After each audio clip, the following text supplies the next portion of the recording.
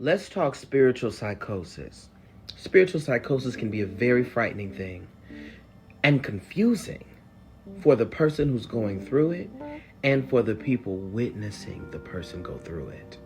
This is a mental condition where a person's spiritual beliefs and spiritual experiences become so intense and overwhelming that it interferes with their daily life and ways of functioning.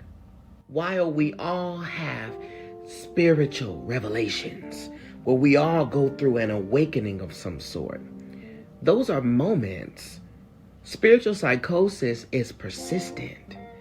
It is a consistent state of debilitating paranoia, delusions, and detachment from reality. With the loss of touch of reality, this can manifest in the form of hallucinations or delusions that can be both visual and auditory, where a person would believe that they are speaking to or hearing from a higher being.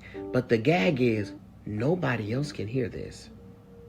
That they have been endowed with special abilities that no one else has. So it's this isolation that comes with it, where they are the chosen person and you are not. They also become paranoid, where they believe that they are being followed or watched by an organization that's after them, that has been after them and is trying to destroy them. And or there's some spiritual beings that are coming for them and have always been after them. But it's an immense amount of fear and urgency to let everybody know, to run away from it, to disrupt their entire lives, to adhere to this sudden fear. Another symptom of spiritual psychosis is a loss of interest in everyday activities or relationships. They become completely isolated, as we spoke about earlier.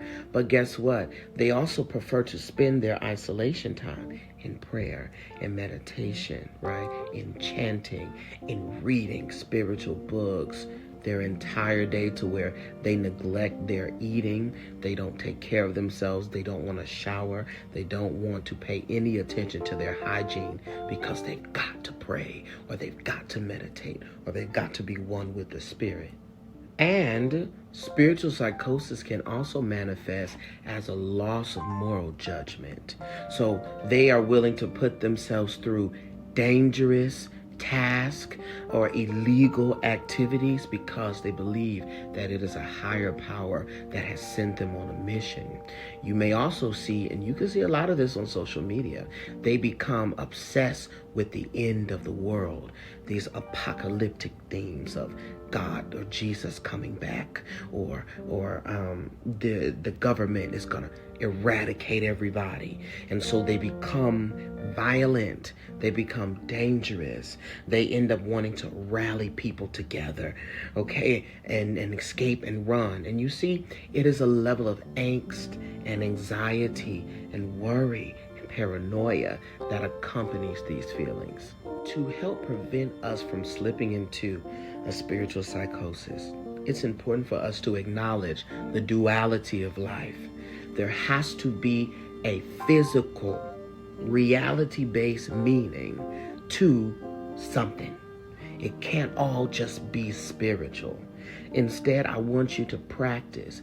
When you see a spiritual happening, I also want you to consider that there is also a physical meaning to it. So I can acknowledge the fact that the wind blew the tree this way in my direction because that's just the direction that the winds are blowing. But I also can say that that also can be a sign from the ancestors, from our spirit team or spirit guide, that I should be drawn to herbalism, or I'm doing the correct thing, right? That it's a confirmation.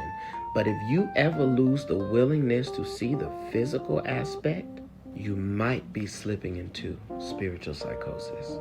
So if you suspect that you or someone else you know is experiencing spiritual psychosis, it's important to get help, professional help, immediately.